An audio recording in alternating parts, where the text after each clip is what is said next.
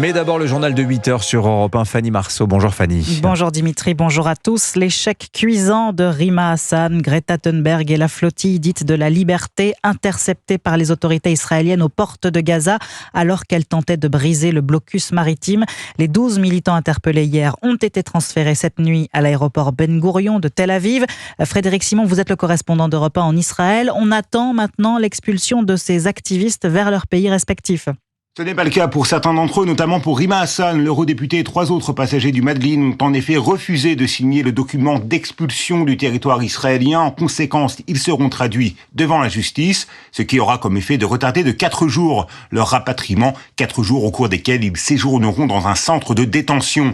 L'activiste suédoise Greta Thunberg a, elle, accepté de signer le document. Elle sera rapatriée dans un vol El Al vers la Suède dans les toutes prochaines heures. Les 12 activistes ont reçu la visite des représentants consulaires de leurs États respectifs, la France pour 6 d'entre eux. Avant d'être conduits à l'aéroport, les passagers de ce que les autorités israéliennes ont qualifié ironiquement de yacht du selfie avaient refusé de visionner la vidéo des atrocités commises par le Hamas le 7 octobre 2023. Pour le ministre israélien de la Défense, Israël Katz, les passagers de la flottille antisémite refusent de voir la vérité en face. Ils préfèrent les assassins à leurs victimes.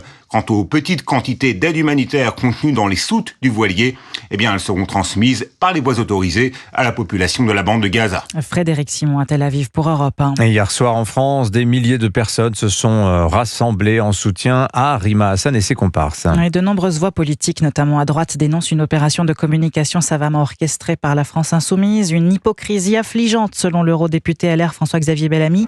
Emmanuel Macron a pour sa part appelé hier à la libération des 6 Français membres de cette mission dans les plus brefs délais. Écoutez. Nous avons évidemment passé tous les messages pour que la protection soit assurée à l'égard de nos ressortissants et qu'au plus vite, dès qu'ils auront eux-mêmes signé les autorisations, ils puissent retrouver le sol français. Ensuite et surtout, la France appelle à la levée du blocus humanitaire. Le scandale, l'inacceptable qui se joue à Gaza, c'est cela. Qu'on obtienne enfin ce cessez-le-feu, la libération des otages et une réouverture des routes humanitaires. C'est indispensable. Voilà, Emmanuel Macron qui refuse donc de condamner cette flottille dans laquelle le Hamas est impliqué. Il affiche par ailleurs sa fermeté face à l'entrisme islamiste en France. On se souvient il y a 3 semaines de ce recadrage du chef de l'État en Conseil de défense après la publication du rapport sur la menace que représentent les frères musulmans. Il avait estimé que les solutions proposées notamment par le ministre de l'Intérieur n'étaient pas, je cite, à la hauteur de la gravité des faits. Un nouveau conseil était alors programmé pour début juin.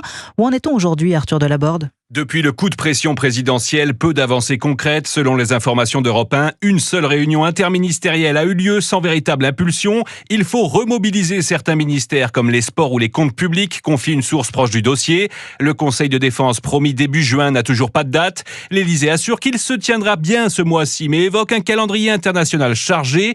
En coulisses, certains conseillers doutent même qu'il soit réellement convoqué un jour. Le ton du président a aussi évolué. Après avoir souligné la gravité de la menace lors du premier conseil de défense, il a mis en garde quelques jours plus tard contre une vision complotiste. Il ne change pas d'analyse, mais relativise l'ampleur du phénomène, tempère un proche. De son côté, Bruno Retailleau poursuit le durcissement, entrave, projet de parquet administratif, mais son idée de réforme constitutionnelle n'a que peu de chances d'être reprise par le chef de l'État. Les propositions d'interdiction ou de classement terroriste portées à droite sont-elles écartées, jugées contraires au droit ou inefficaces ? Arthur Delaborde du service politique d'Europe 1. Et un nouveau geste antisémite à connotation islamiste en France. Oui, une double agression du rabbin Élie Lemel, 63 ans, c'était le 30 mai dernier, alors qu'il se baladait à Deauville, kippa sur la tête, il a été frappé au ventre. Le vendredi suivant, en terrasse, dans un café de Neuilly-sur-Seine, il a été agressé avec une chaise qu'il a reçue au visage, projetée par un Palestinien de 28 ans qui a été interpellé. Hier soir, il a témoigné dans Punchline, sur CNews et Europe 1, au micro de Laurence Ferrari. Écoutez. J'ai l'impression que c'est pas juste l'antisémitisme qui est en train de se jouer ici. C'est-à-dire, il y a une forme de dimension très décomplexée. J'ai envie de me confronter à l'autre. Je ne suis pas d'accord avec cet autre. Eh bien, je n'ai pas peur de l'exprimer, même dans la violence. Et c'est peut-être là où il y a une problématique. Alors évidemment, il y a cet antisémitisme qui est en train d'émerger, mais je crois qu'au-delà de ça, c'est beaucoup plus une réflexion globale qu'on doit avoir. Les gens ne sont pas d'accord les uns avec les autres, mais ils devraient se respecter, et là on ne se respecte plus. L'appel au respect d'Élie Lemel, rabbin de 73 ans, au micro hier de Laurence Ferrari. Et on craint le pire ce matin à Laon, dans l'Aisne, où 2 pompiers sont portés disparus. Alors qu'ils intervenaient sur l'incendie d'un appartement dont les occupants ont été évacués, une partie de la structure du bâtiment en flammes s'est effondrée. Les 2 soldats du feu ont été ensevelis. Plus de 160 pompiers sont mobilisés pour éteindre le feu, dont des équipes spécialisées pour la recherche de pompiers disparus. Allez, dans un instant sur Europe 1, après la mobilisation des taxis, celle des chauffeurs VTC aujourd'hui. À tout de suite. Europe 1.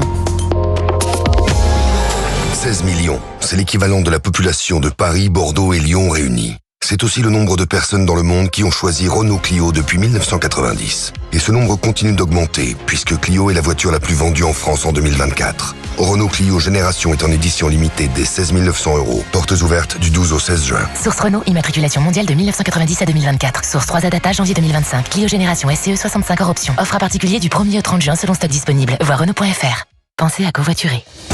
7h, 9h, Europe 1 matin. Il est 8h07 sur Europe 1. La suite du journal, Fanny Marceau, Dimitri Pavlenko. Ça grogne toujours sur les routes avant une nouvelle grève des taxis demain. Ce sont aujourd'hui les représentants des chauffeurs VTC qui appellent à la mobilisation. Oui, pour que l'État assainisse le secteur. Dans leur viseur, un acteur de l'équation qui pose problème, les gestionnaires de flotte, des intermédiaires de plus en plus fréquents entre les plateformes de réservation de courses et les chauffeurs, ce qui favorise le travail au noir et les fraudes à la TVA, Aurélien Fleureau. C'est la question que se posent presque tous les chauffeurs VTC. Par quelle société de rattachement dois-je passer pour travailler ?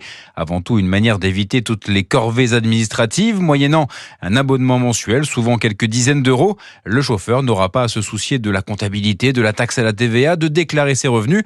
Sauf que ces gestionnaires de flotte s'en chargent à leur manière, explique Fabien Tolosini, délégué national du syndicat Union Indépendant. Ils ne payent pas la totalité de leur charge fiscale. On a aujourd'hui un secteur qui s'appuie sur des fraudes à la fois fiscales et sociales. Pour contrôler en fait ces gestionnaires de flotte, il faut aller mettre son nez là où ça va blesser, c'est-à-dire les plateformes. L'intérêt des plateformes, c'est d'avoir un maximum de chauffeurs pour offrir un maximum de possibilités aux clients qui attendent une réactivité la plus importante. Le plus souvent, ces sociétés de rattachement ne déclarent rien ou très peu. Elles existent pendant 10-11 mois. Le fisc n'a pas le temps de contrôler. Le gérant ferme avant d'ouvrir une autre structure. Aurélien Fleureau du service économie d'Europe 1. Et puis mettez vos plus beaux habits, embarquement immédiat pour un voyage extraordinaire dans le temps et sur les mers. Le MUMA, le musée d'art moderne du Havre, nous emmène à bord du mythique Normandie. Il y a 90 ans, c'était le plus grand paquebot du monde. Une exposition nous fait revivre son épopée transatlantique entre le Havre et New York. Sébastien Bordenave. 4 jours, 3 heures, 2 minutes, ce fut la durée de la traversée, c'est un record. À son bord, Marguerite Lebrun, la femme du président, mais aussi Colette, Blaise Sandrard. Un soir, on y projette même à bord, en exclusivité mondiale, le dernier film de Sacha Guitry. Au-delà de la démonstration de force industrielle, c'est tout un imaginaire collectif national de puissance, de gigantisme, d'aventure et de modernité qui est né dans les chantiers de Saint-Nazaire. Pas étonnant que les peintres cubistes, surréalistes, les architectes, les cinéastes, les photographes et autres affichistes furent fascinés par cette esthétique transatlantique. L'expo Paquebot 1913-1942 au musée d'art moderne du Havre en est la preuve. C'est une traversée dans notre passé de l'insouciance des années 20 jusqu'à l'inquiétante annonce de la Seconde Guerre mondiale qui sera le théâtre des dernières traversées vers l'exil. Sébastien Bordenave, l'exposition Paquebot, une esthétique transatlantique au MUMA, le musée d'art moderne du Havre, c'est jusqu'au 21 septembre. Merci beaucoup Fanny Marceau, c'était votre journal.